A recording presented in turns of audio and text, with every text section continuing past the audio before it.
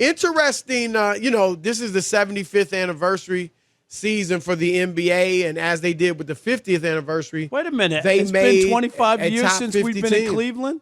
You remember Cleveland? 1997. I have that poster, that. Chris. Remember the poster they gave out? With the top 50 players? And Shaq didn't show up, which was mind-boggling. Shaq was put on that team prematurely. Right, but he didn't show up. Yeah, he was. He was. Right. They knew he was but great. He obviously a top 50, yeah. Right, but he didn't belong on that team at that time. He just didn't. Right. I don't know why they did that. What did they think? They weren't going to do a top 75 list? You know what I mean? Like, right. He should have been in that list. Right. And that'll be coming up. And now a lot of publications are, releasing their top 75 players. CBS Sports has done one, I believe. Hoopshype.com, which is a big NBA website, has done one.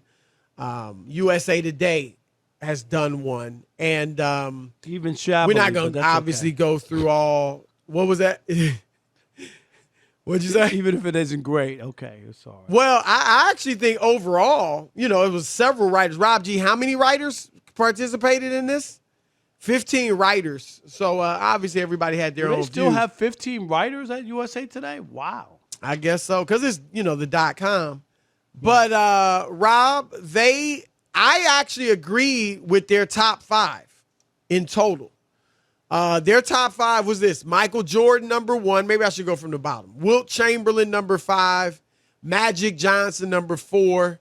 Kareem, 3. LeBron, 2.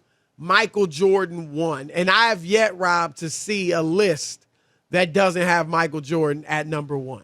For all you young millennials out there, Rob G, you included. And so, everybody voting is not 65. So stop it, okay? Exactly. Just stop. I mean, like this whole notion that LeBron has passed Michael and I remember when we came back from 3-1, that's when I knew I was the GOAT. All that talk. I'm sorry. No one's going to do that. But LeBron's smart. He's planting seeds. That's what that is. That's putting it out there, putting it out there, the narrative out there. And I don't blame you. That's smart. But it hadn't worked because everybody's still saying Jordan. Here's the thing quickly about Jordan. Rob, nobody's had a perfect career. I mean, Jordan didn't go to the finals every year. Didn't win it every year. You don't have to be perfect, right? Right. But he's had about the closest I've seen, I would say the closest I've seen in the NBA. Bill Russell obviously won 11 rings. I mean, it don't get much any better than that. Yeah, but there he were didn't 8 have teams. the individual dominance statistically that Jordan had. Bill averaged 15 points a game, 44% shooting as a center. Obviously defense and rebounding were 2 of his huge fortes.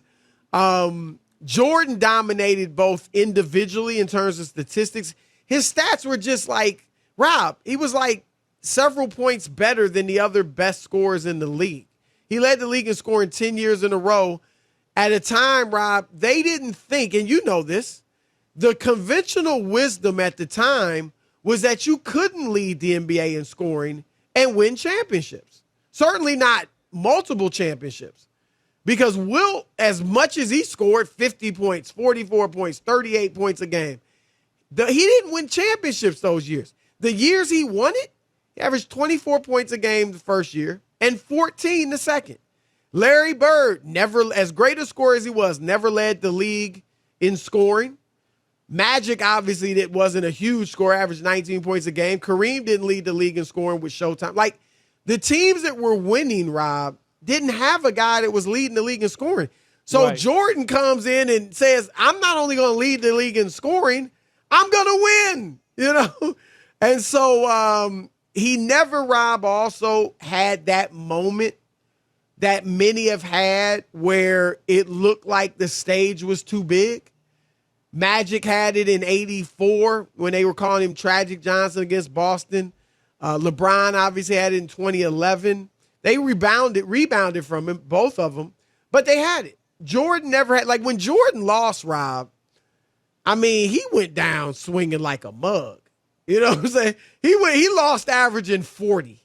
You know what I mean? Like, it wasn't that he wasn't, he was a shell of himself, right? Yeah. I mean, The team just wasn't good enough. So I think probably the most controversial part of the top 5 is Wilt Chamberlain. But I got him in there, right? I got to respect the stats. I mean, I call the NBA record book, Rob, the biography of Wilt Chamberlain. Because he's got stuff that's just never going to be broken. No. And so that's why I got him in there. And he's got the 2 rings. You know, you got to win some rings. He's got the 2. So, but what you got any issues with the top 5? Not really. I think that's a fair top 5.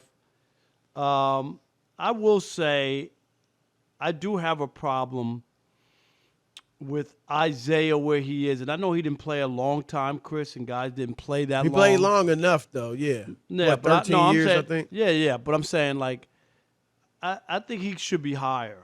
I really do. I mean, he won back-to-back. He went to a few championships. He didn't have another top 50 player. Well, they got him at 24. Right, and which also, I agree with you is too low. Am I right? Okay, so you're with I me agree. on that. Yes. That's too low. Well, I'm texting with Isaiah. He's of course Bird. telling me he should be in my top 10. So is that what he said? Yeah.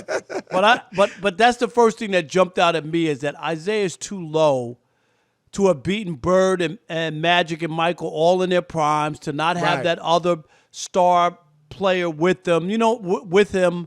And that doesn't mean that Dumars and those amazing other guys what he weren't, Right. and Sally, I mean, they're Hall of Fame. Rodman, Dumars who a Hall were of great, Fame, yes, or is exactly. a Hall of Famer. But I'm just saying, like, he deserves more than some of these other guys who are here who haven't won nearly, haven't won or been to the finals nearly as much.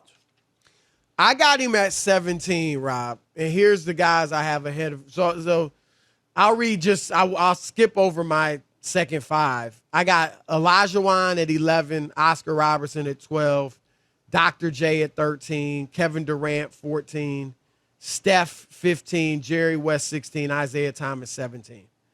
Karl Malone 18, Moses Malone 19, Charles Barkley 20. My second 5 is this.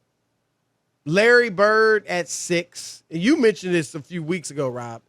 The Celtics, when Bird showed up, they had won 29 games the year before. He took him to 61 as a rookie. Virtually the same team. Chris, Yep. the next year, I tell people that all the time. He had immediate impact. That's how they were able to get Bird. In the draft, they were awful. Yep. They were awful. Yep. He was better than Magic the rookie year. I mean, it's just that Magic won the championship. But right, he was Magic better. had that great game in the finals. And Magic had a great year. Don't get me wrong. I mean, Magic was 18-7 as a rookie, but Bird was the rookie of the year. Magic wasn't, and Bird had a better rookie year. But like you said, Magic won the championship and played terrifically in Game 6. I got Tim Duncan 7 over Kobe. I got Kobe 8. No, Tim Duncan deserves to be there. Yeah. That's another guy because he's not flashy and he doesn't have the flair, and people would be hard pressed to remember anything he ever said seriously during his career, like sound bites or whatever. This guy, I'm trying to think of one right there now. are no sound bites, Chris. I've covered this league since 1987. There are no Tim Duncan sound bites, but Right. he won 5 championships, and what didn't he do? He didn't have a Shaq, like Kobe did, a Pau. I mean, Manu and Tony Parker were great. No, there's no doubt. But he was. They're not top 50 players or anything. He was like as that. good as it gets, and he won. He did everything, Chris. He gets overlooked. His name doesn't even come up. And I hate to say this because I know woulda, coulda, shoulda. Ray Allen doesn't hit that shot because he's 6 for 6 in the NBA Finals, like Michael. Well, here's the only pushback I'll give you on that. Right. Is what would have happened. Remember, Rob, how motivated they were knowing they pretty much gave away a ring. You know what I mean? Like, would they have come back that next year and repeated? They never repeated. Remember that. Right. That was the thing. But they would have had a shot. 5 for 5, he would have. He would have been 5 for 5 at minimum. Yeah. And it wouldn't have lost. I mean, it would have been undefeated like Michael. Right. So I think that's lost sometimes. People forget that. Yeah. Because that's a great shot by Ray Allen. I would have rather have had Kobe's career. Like, if I could have been one of those players, I would have rather been Kobe. just the grace, the style, the flash, the flair. He was iconic, even before. He's not iconic because of the tragic death. I mean, he was iconic just because of what he was. But yeah, I objectively, I think you got to give it to Duncan. And then I got Shaq 9 and Bill Russell 10.